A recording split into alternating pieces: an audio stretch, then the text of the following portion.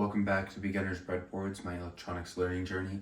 Today we're looking at an LED array. This is a 4x4 LED array with the ability to have individual control over each LED. So what we're doing here is we're using 8 different pins on the Arduino to be able to control 16 different LEDs on a breadboard. And so the way we've set these up is each LED, their positive terminal is connected to what we're calling a word line. So this goes from 0 to 3, so there's 4 distinct word lines. And then after a 1K resistor, the negative terminal of that LED is connected to a bit line. Same thing here, bit line 0 to bit line 3. And so what we can do here is with the code with the Arduino is if any given word line is at 5 volts and its corresponding bit line is at 0 volts, so high and low, an LED will light. But then if there's any other combination, let's say the word line is at 0 and the bit line is at 5, it will not work. Or if both of them happen to be the same, so word line at 0 and bit line at 0, or if both of them are at 5, it won't work. So with the Arduino code, we can change things, and dependent on which word line and which bit line are at 5 and 0, we can have individual control over each of these LEDs. So that creates this 4x4 array. The reason we're using 1K resistors here is because the Arduino pin has a sync safe or source sync safe of 20 milliamps, which means that's what each pin can handle with just DC current. And their absolute maximum is 40 milliamps. So if we were to be using a typical like 220 ohm resistor, that creates about 13 milliamps of current per each LED. And so if an entire row or column was lit at once, that would be too much for a pin to handle.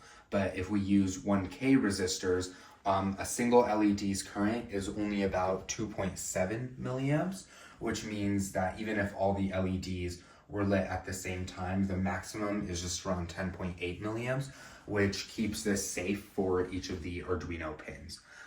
So that's the reason we're using 1K ohm resistors for everything. So here I've created a code in order to just have a different variation on what LEDs are turning on and off.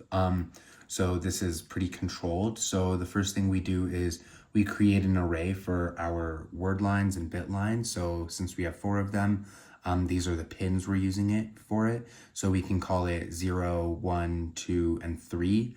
And that allows us to call specific word lines and bit lines. And then we create a couple of distinct functions that allow us to just control the LEDs. So this one turns all of them off, which is where all the word lines are low and all the bit lines are high. So they're opposite, and so none of the LEDs will turn on.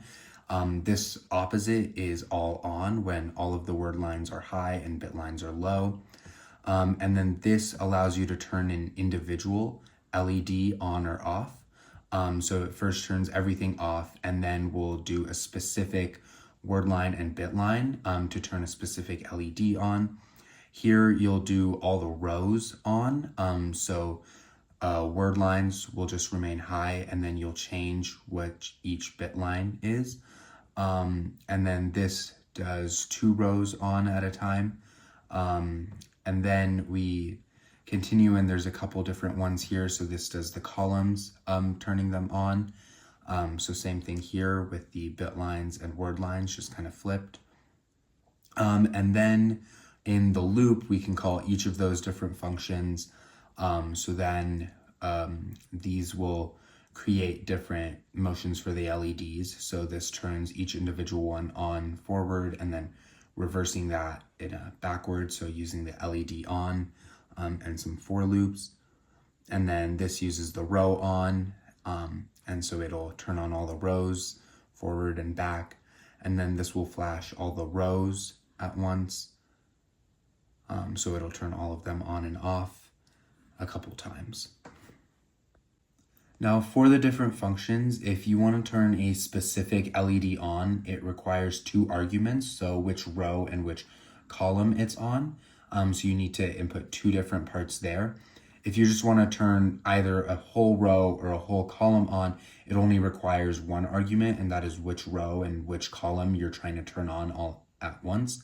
But if you're using the one that's all on or all off, you don't need any arguments there just because it'll turn everything on and then everything off, and there's only one way to do that. So those are the different arguments that are needed to use these functions. Let's start. So here is everything built on the breadboard, and then the program is running. So right now it's flashing every single LED. It went fully forward and now it's going back. So this is those individual ones. Now it does every row, again, forward and back, then flashes everything. And then the columns, forward and back, and then flashes everything again. And then it restarts with just the single LEDs. So this just shows the different amount of control you have with our word lines and bit lines, because you can control each LED individually, but can also control groups of them at the same time.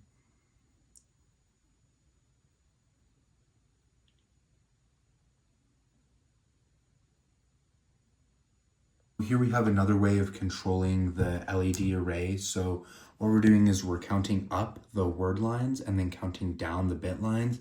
And because if word line gets to 0, nothing is lighting. And if bit line gets all the way up to 15, nothing is lighting. So we're stopping right before that at 1 and 14. So with this, as it controls the LED array, it kind of just makes a counter. Within this, you have kind of a nested for loop. So the word line loop is outside, and then the bit line for loop is within that. So it creates that counter. So on the breadboard, as you can see, it'll cycle through everything. And it's just kind of, again, counting up and down. So now it'll restart.